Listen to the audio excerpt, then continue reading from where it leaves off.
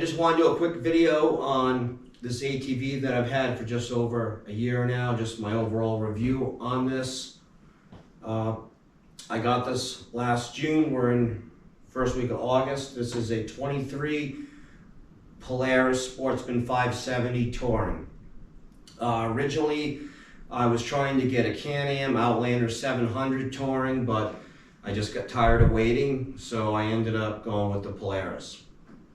Okay, so just over a year I've had this machine, and I have 1,100 miles on it. Actually, I was out riding today, just did over 60 miles.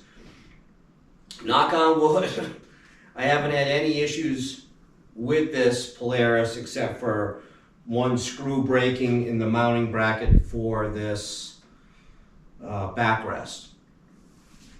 I did I always maintain my vehicles as well as I did my 25-hour maintenance on this and whatnot. But overall, my opinion, it's a good machine. And probably any machine you buy, there's going to be things that you don't like.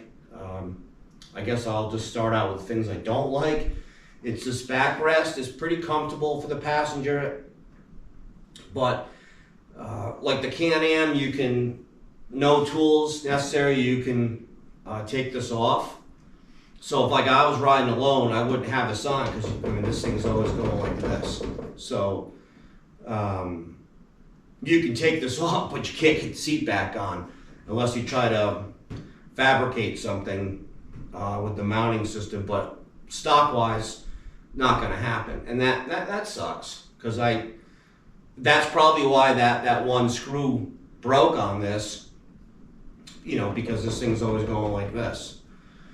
Not a big deal if there's a passenger on it because it'll be sturdy.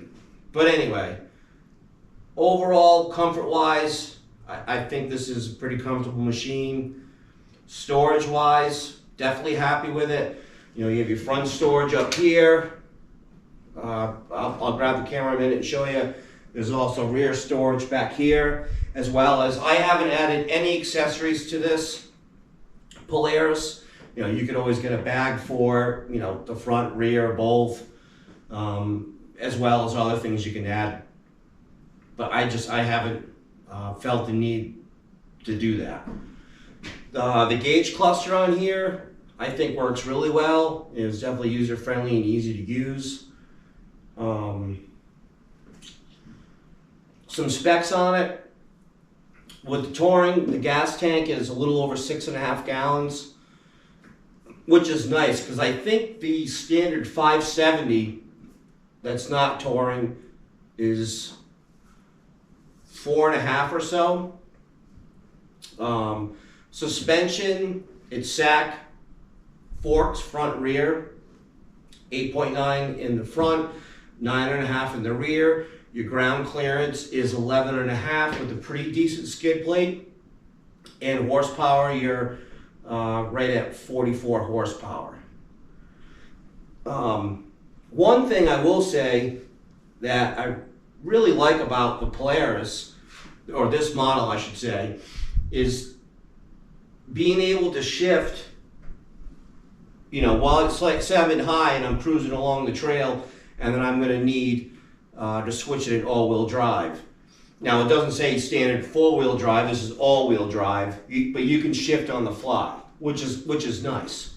Because a lot of other machines, I believe, you have to stop, then put it in 4-wheel drive, then go again. And I could be wrong on that, but I don't think so. The clutch system in these Polarises, or at least this machine, is pretty nice in the sense that I know the belts don't last as long as, say, buying in my opinion, a Can-Am or a Yamaha, or maybe you don't want a CVT and you want a Honda, all shaft driven.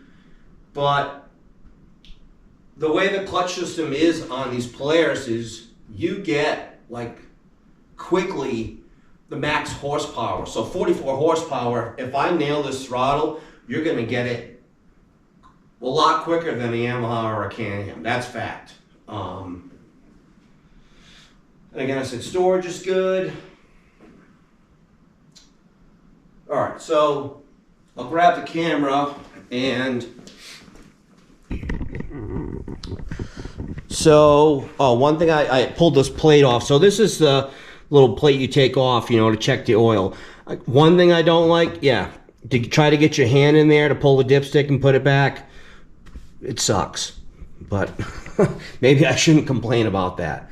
Okay, front storage. You know, I carry 2 tool bags, one right here. There's my firearm. I usually carry when I'm, you know, if I'm riding up the mountains and whatnot. But you know, air pump in here, and I've got room for other stuff as well. And you probably can't see how deep this is, but this is pretty deep. So this bag right here goes in. You could fit 2 bags in there. Now the gasket for the rear storage in the front is good, but it's not watertight. I mean, you'd have to get in a kind of lot of water for water to get in here. So it's pretty good. The gasket that they have in the back and the front, but it is not watertight. But, you know, comfort-wise as well, it's pretty good. Suspension, it's pretty good.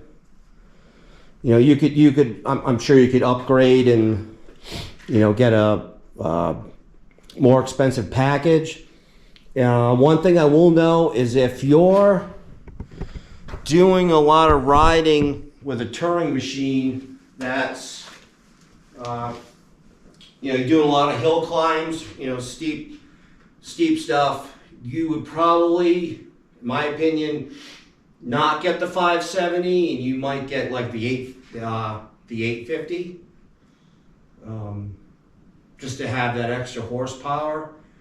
I personally have only had one situation where I did a steep hill climb by myself, and I had no problem getting up it, but it was definitely maxed out. So something to consider if you're doing a lot of hill climbs or whatnot in the mountains or wherever the heck you're riding. You might want to you know, upgrade to a bigger engine, you know, like say the 800. Again, it's a good all-around machine. I'm happy with it. I don't know how, this is my first ATV. I've only had Honda, so as far as ATV, so this is my first one with a CVT belt. If it's really cold out, these shift a little rough, you know, going from park to low or high, whatever you're doing.